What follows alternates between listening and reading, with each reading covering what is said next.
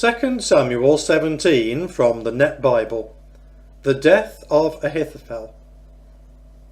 Ahithophel said to Absalom, "Let me pick out 12,000 men.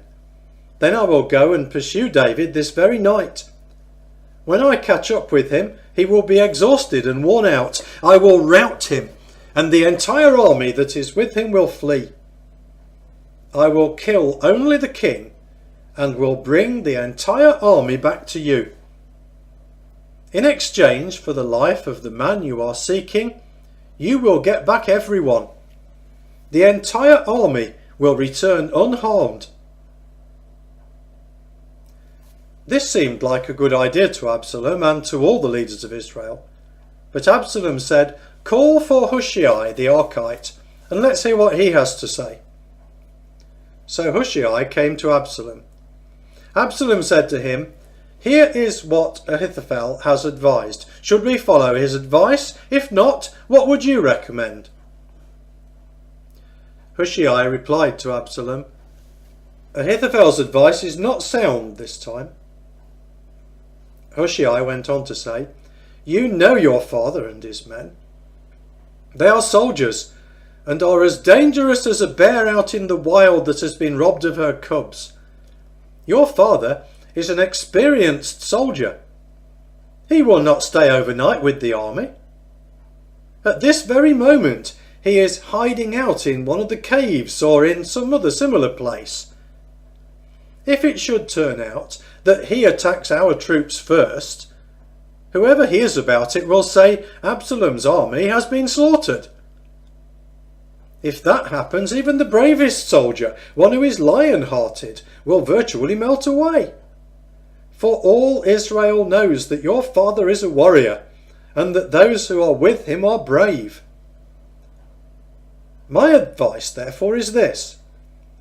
Let all Israel from Dan to Beersheba, in number like the sand by the sea, be mustered to you, and you lead them personally into battle. We will come against him wherever he happens to be found. We will descend on him like the dew falls on the ground. Neither he nor any of the men who are with him will be spared alive, not one of them.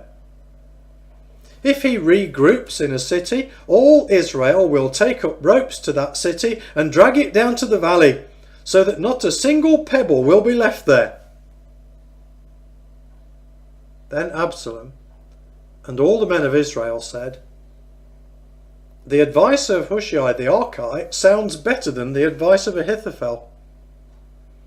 Now the Lord had decided to frustrate the sound advice of Ahithophel, so that the Lord could bring disaster on Absalom. Then Hushai reported to Zadok and Abiathar the priests, "Here is what Ahithophel has advised Absalom and the leaders of Israel to do, and here is what I have advised. Now send word quickly to David and warn him. Don't spend the night at the fords of the desert tonight. Instead, be sure you cross over, or else the king and everyone who is with him may be overwhelmed." Now Jonathan and Ahimaaz were staying in En-Rogel. A female servant would go and inform them, and they would then go and inform King David. It was not advisable for them to be seen going into the city. But a young man saw them on one occasion and informed Absalom. So the two of them quickly departed and went to the house of a man in Bahurim. There was a well in his courtyard, and they got down in it.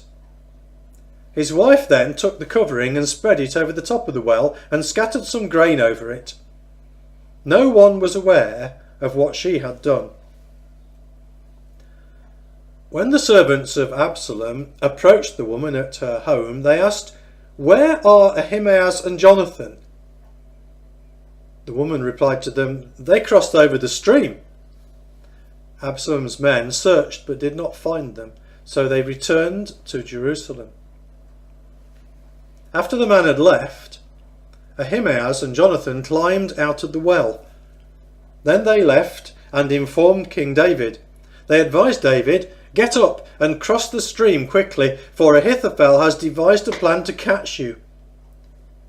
So David and all the people who were with him got up and crossed the Jordan River. By dawn, there was not one person left who had not crossed the Jordan. When Ahithophel realised that his advice had not been followed, he saddled his donkey and returned to his house in his hometown.